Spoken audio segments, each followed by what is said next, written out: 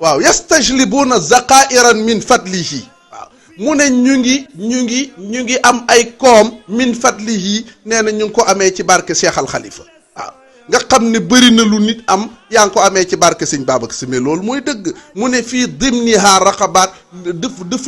dafa nekk ci biir raqabaatu li nit ñi di xeemeem ñu di ko am waaye wërëxa baatu nee na ñaara am mooy dafa am koo xam ne dafa am lu muy xëcc waaw yàlla defal ko ci sëñ Babacar wala moom lu mu am lu mu ragal dem boole la ak sëriñ Babacar Si waaw te képp ku nu booleeg sëriñ Babacar Si